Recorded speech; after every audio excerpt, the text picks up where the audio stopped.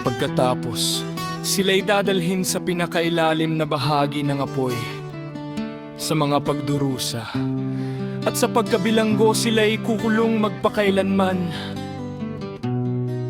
Kaagad, pagkatapos nito, siya kasama nila ay masusunog at mapapahamak. Sila'y gapos hanggang sa matapos ang maraming henerasyon. Lipulin ang lahat ng kaluluwang nalulong sa kahalayan at ang mga supling ng mga bantay, sapagkat sila'y nagmalupit sa sangkatauhan. Bawat mapangapi ay mapahamak sa balat ng lupa. Bawat masamang gawa ay lipulin.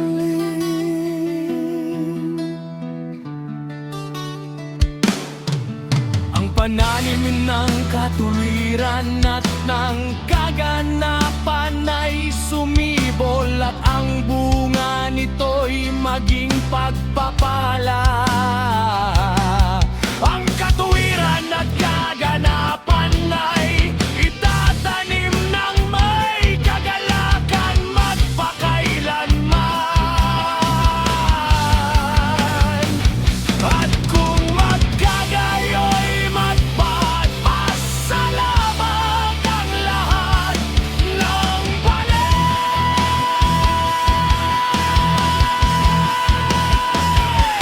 at mabubuhay hanggang sa makapag-anak sila ng 1,000 supling, habang ang buong panahon ng kanilang kabataan at ang kanilang mga sabatay matatapos sa kapayapaan. Sa mga araw na iyon, ang buong lupa ay bubungkalin sa katuwiran. Ito'y itataniman ng lubos na mga punong kahoy at mapupuno ng pagpapala.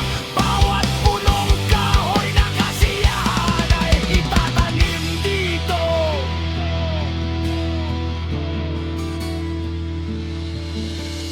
Dito'y magtatanim ng mga ubasan, at ang ubas na itinanim dito ay magbubunga ng sagana. Bawat binhing itatanim dito ay magbubunga. Sa bawat takal ng 1,000 at ang isang takal ng olibo ay magbubunga ng 10 pigaan ng langis. Linisin ang lupa mula sa lahat ng pangapi, sa lahat ng kawalang katarungan, sa lahat ng krimen, sa lahat ng kasamaan, at sa lahat ng karumihan na nagawa rito. Iyong lipulin sila sa lupa.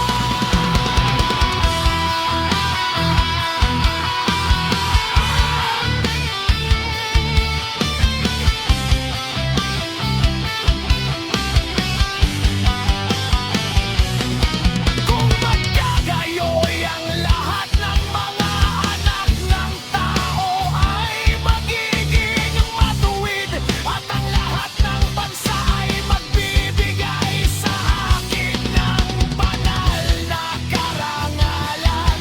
At ako'y pagpapalain at ako'y sasambahin ng lahat. Ang lupa ay lilinisin mula sa lahat ng kabulukan, mula sa bawat krimen, mula sa lahat ng parusa, at mula sa lahat ng pagdurusa. Ni hindi na ako muling magpapadala ng isang malaking baha rito, mula sa henerasyon hanggang sa